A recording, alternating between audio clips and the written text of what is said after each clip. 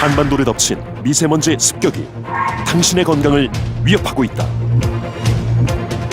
소리도 냄새도 없는 은밀한 적, 미세먼지. 가까이는 너무 이렇게 깨끗하고 그래서 이게 직접 들어가는 거는 못 느끼니까. 지금 당장 안 죽으니까.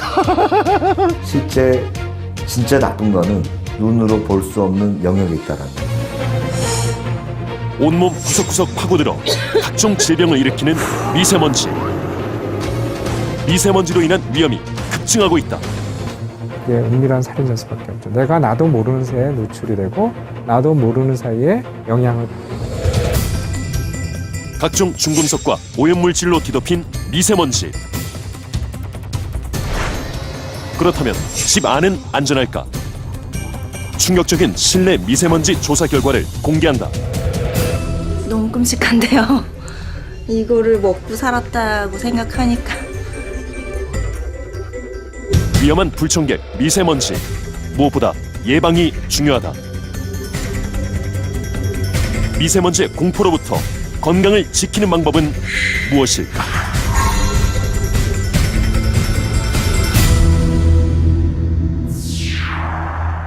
올겨울 5년 만에 최악의 황사가 전국을 뒤덮었는데요.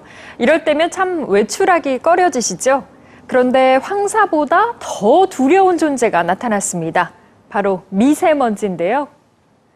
3일은 춥고 4일은 미세먼지가 낀다는 뜻의 삼한삼이라는 신조어가 등장할 정도로 이 미세먼지의 피해가 기승을 부리고 있습니다.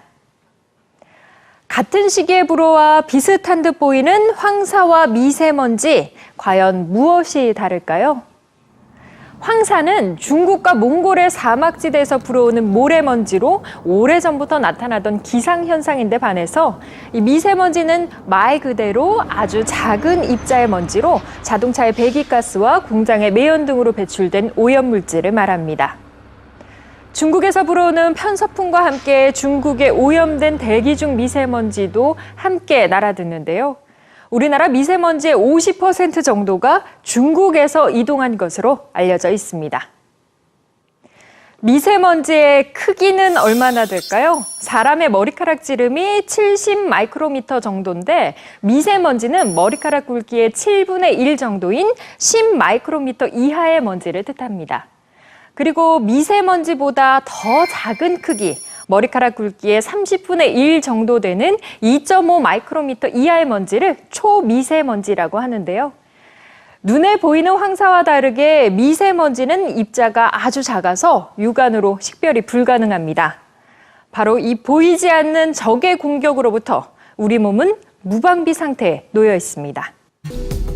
문제는 이렇게 중금속에 오염돼 있는 초미세먼지의 크기가 매우 작아서 인체로의 유입을 막기 어렵다는 것이다.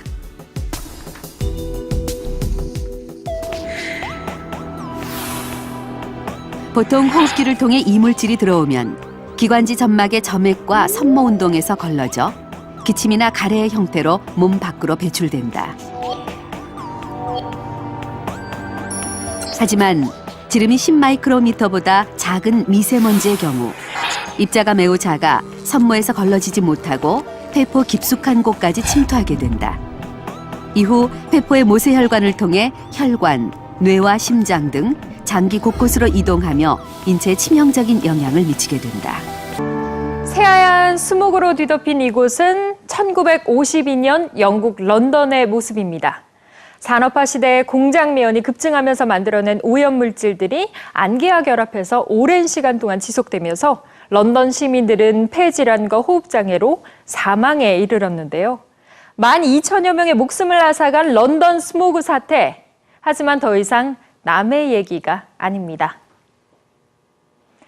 지난해 세계보건기구의 발표에 따르면 2012년 한 해 동안 실외 대기오염으로 사망한 370만여 명 가운데 절반 가까이가 중국 등 동아시아 지역 출신인 것으로 나타났습니다. 60여 년 전 지구 반대편 영국에서 벌어진 일이 이웃나라 중국에 이어 우리나라에서도 일어날 수 있다는 공포가 고조되고 있는데요. 미세먼지, 과연 우리 인체에 어떤 영향을 미치고 있는 걸까요? 미세먼지는 호흡기에 어떤 영향을 줄까?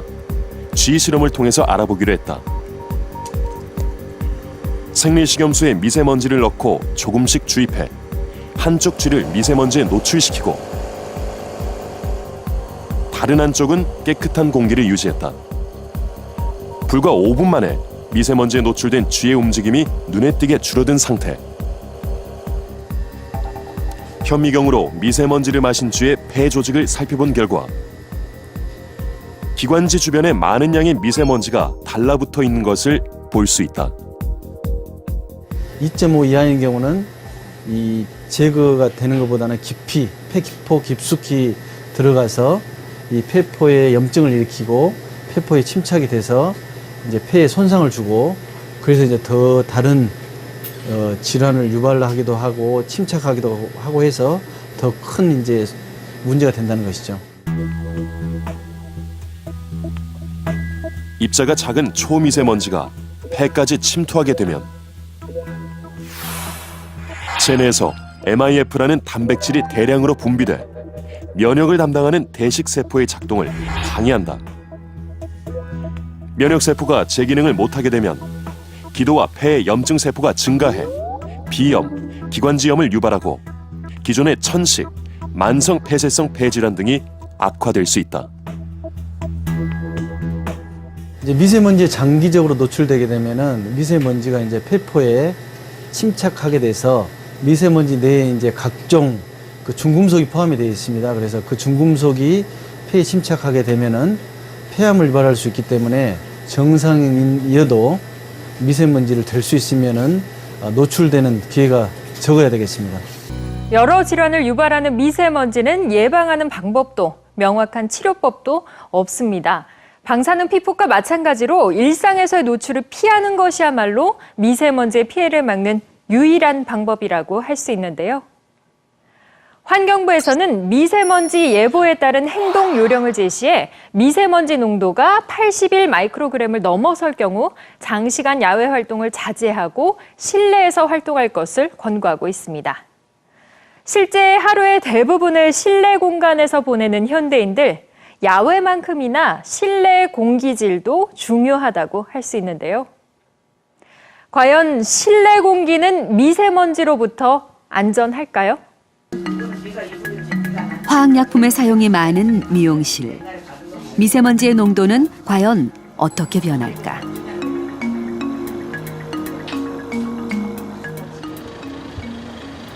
고농도의 실내 미세먼지에 계속 노출돼 온 맹경자 씨.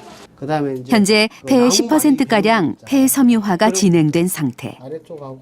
뚜렷한 치료법이 없기 때문에 주변 환경을 잘 관리하는 것이 무엇보다 중요하다.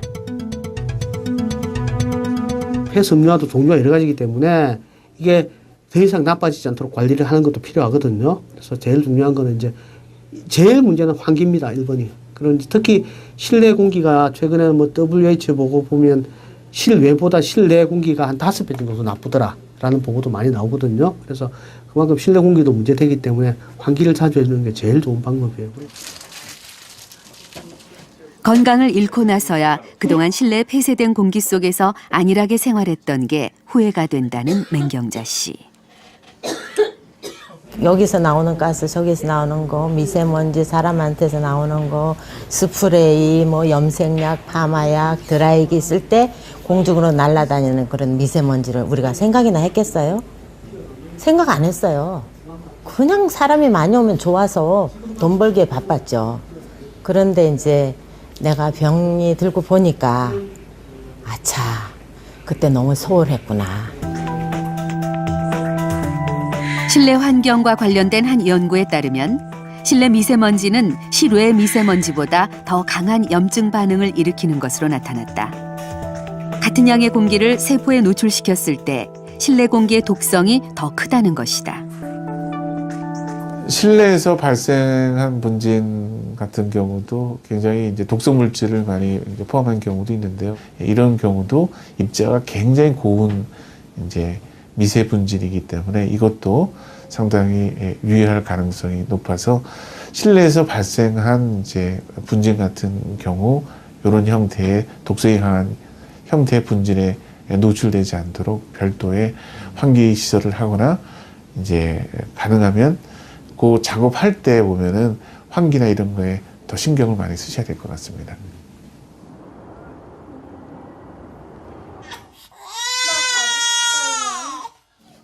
그렇다면 올바른 실내 미세먼지 관리법은 무엇일까? 새 아이를 키우는 이지연 씨는 실내 환경에 늘 신경이 쓰인다. 어렸을 때부터 알아온 비염 때문에 휴지를 손에서 놓지 못하는 지연 씨. 게다가 아토피 피부염을 앓고 있는 둘째 레온이도 먼지에 민감한 편이다.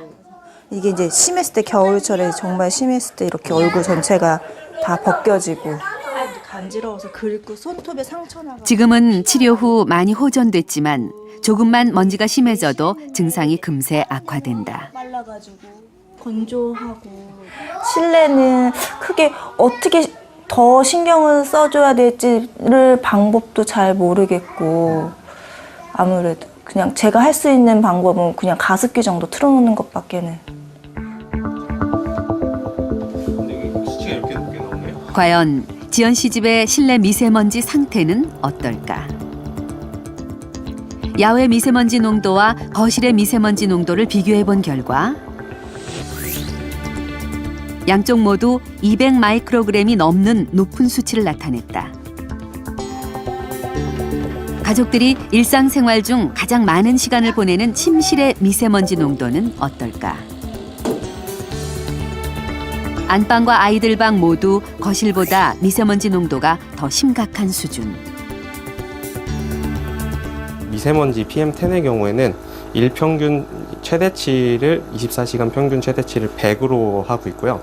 연평균으로 하면 50을 하고 있습니다. 근데 반면 이제 초미세먼지는 하루 최대는 24시간 평균 50을 권장하고 있고 연평균 25를 하고 있습니다. 그래서 하루 최대 한 4배에서 5배 정도 지금 높은 수준이라고 보시면 되겠습니다. 적절한 실내 온도와 습도를 유지하기 위해 사용한다는 가습기. 그러나 제대로 관리되지 않은 가습기는 오히려 세균 번식을 유발할 수 있다. 그렇다면 미세먼지 피해를 줄이기 위해 청소는 어떻게 해야 할까?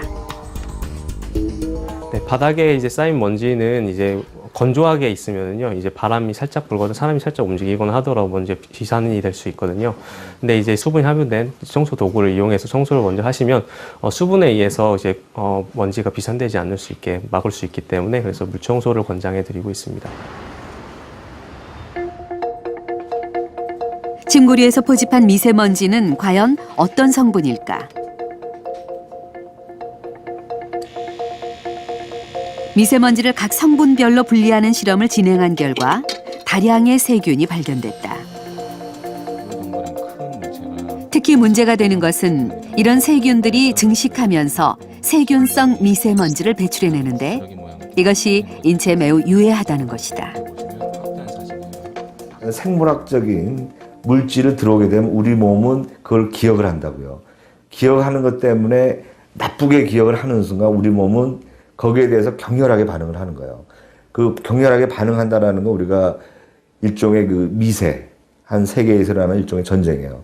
전쟁이라는 거는 우리가 나타내는 결과 염증이라는 거고, 염증이라는 게 결국은 지속적으로 원인이 노출이 되잖아요. 그럼 만성적으로 가죠. 만성적인 염증이 생기는 거고, 그 만성적인 염증의 결과로 생기는 게 뭐냐면 암이에요. 암. 미세먼지는 더 이상 봄철에만 찾아오는 불청객이 아닙니다.